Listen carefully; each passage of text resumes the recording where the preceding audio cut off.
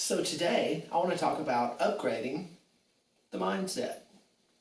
Where in life did we ever downgrade our mindsets? I don't think that's necessarily the case. So you can't say that we were born downgraded. We've been given quite a gift, this old brain up here.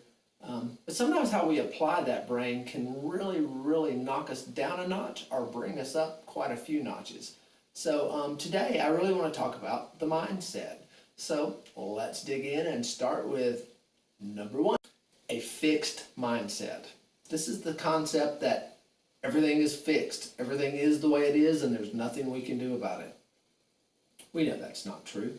If we believe that with our heart and soul, it'd be a pretty miserable place. Because on some level, deep inside, we all have what is more of an optimistic mindset. We believe we can make a difference, we believe we can change things, and we believe we can shape the outcomes of our lives. And to a great extent, we can. It's all about our perception and the way we approach the problems we're presented each day. So, let's have a growth mindset and not a stagnant, stale mindset. Number two mindset is a scarcity mentality. This is the belief that there's just not enough to go around for everyone and that only a few of the privileged get what is coming. That could be true. We all get what's coming to us. We all get what efforts we put into our day-to-day lives. If we go out here and we treat everyone like crap, then eventually we too are going to get treated like crap. We've got to kind of be above that. We've got to have a larger mindset than a scarcity mentality.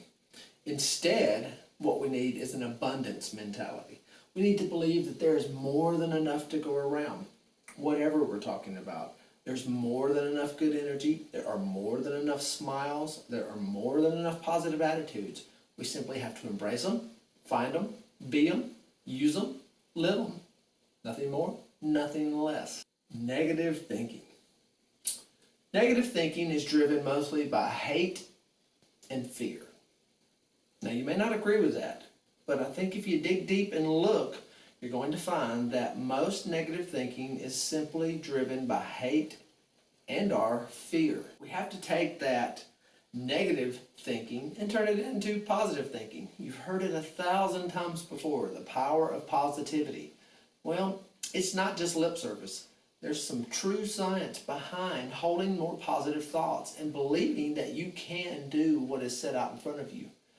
Just think about the hardest thing you've ever had to do in your life. Did you rise to the occasion or did you fall by the wayside? I have seen so many people come and rise up to so many things in my life that the power of positivity, there's no denying it. You simply have to find a way to be more positive, embrace more positivity, and shed more positivity out there for others. It's all on us, people. We can do it. The can't attitude, or the problem attitude. Yep, some people only go through life seeing the problems. They never see the solutions, only the problems. I don't know why that is. If we have a problem, don't we want to find a solution? Shouldn't we be looking for a solution? We need to be solution oriented, or in other words, we need to focus on the solutions. Sometimes just by shifting our energy and our mindsets to find solutions, we kind of throw things into action. We start moving in a different direction, we start feeling differently, we start believing that we can do this, we can make a difference. And that is a great attitude to have. It takes us from the problem-oriented mindset to the solution mindset. This leads us to the reactive mindset. For some people, this means you go wherever life kicks you. And although that may be true for many people, that is no way to live. Life is going to kick you around, and life is going to kind of push, shove, and pull us in directions that we're not always willing or ready to go to. So how do we deal with that? We have a proactive mindset. We take full responsibility for our life, our choices, our words, our actions, and their outcomes. We believe in ourselves. We believe it's worth taking on.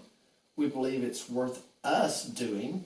And we believe that we can do it. We can at least give it our best shot. And anytime we give something our best shot, I don't think there's much to be negative about. This brings us to the next one, suboptimal thinking. Suboptimal thinking is simply the belief that I can't do this, I don't want to do this, or I can't do this, I'm not going to do this. Why should I do this? So what we have to replace suboptimal thinking with is optimal thinking. What is the best approach I can take to solve this problem? What is the best attitude I can have to get through this? When we take that kind of approach, again, it automatically starts shifting the gears. It shifts our mindsets without us having to physically do it so much on our own. Like, come on, mind, get behind this task. And instead, when we just focus on solutions instead of problems, the brain becomes engaged. The mind kind of jumps on board and starts solving the problem, starts taking on the challenge, starts looking at things a different way. And isn't that what we're after? We're after our minds to kind of serve us instead of us serve our minds. I know that's a small concept, but if you think about that, it's a big one, really. So, optimize that mind. Now, some people optimize their minds to the point where they are egotistical.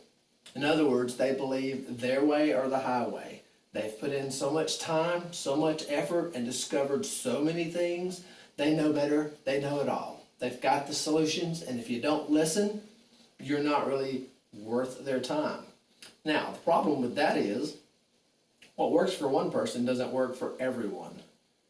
Sure, there are some basic premises to some problems in life that we could all do better and serve us well, but what works for one horse doesn't always work for all horses. We kind of have to approach that with something I like to call agile thinking. In other words, we're quick on our feet. We're ready to solve problems. We're prepared. We're attentive. We're in the moment. And no matter what each moment throws at us, our presence lets us solve the problem. This brings us to the indecisive mind. I just don't know what to do. I'm overwhelmed. Too many choices, too many options, too many people, too much going on all the time. It's true to a point. We're busy people. It's a busy life. It's only getting busier. There are more responsibilities thrown on our plate each and every day, if not each and every minute. So how are we going to address that? What are we going to do to approach it? Well, I like to call it, we need to minimize regrets. A lot of times we regret things before we've ever even tried them. So when I say minimize regrets, we just need to go back to that attitude that I'm going to give this my best effort. And regardless of the outcome, I can learn from this. I can grow from this. Not everything's a success. We're going to take on problems in this life and we're not going to succeed with them. But what makes, for lack of a better word, a failure a success is the fact that we don't want to see it as a failure. We simply see it as we tried something and we learned something from that. I mean, think about that. Most of the things you've learned in this life, you probably learned from making a mistake. It's pretty powerful stuff, and it is the way most of us learn things. Children learn to walk by doing what? Getting up and falling down. They get right back up. So that's the attitude I'm talking about. Don't ever think life's just beating you down. Instead, try to flip the switch and just see each and every moment, each and every opportunity as something to learn from.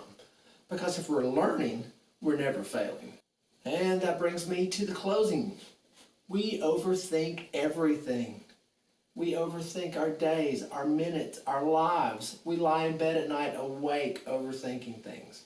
This is where presence and meditation can help us become more in touch with shutting the mind down.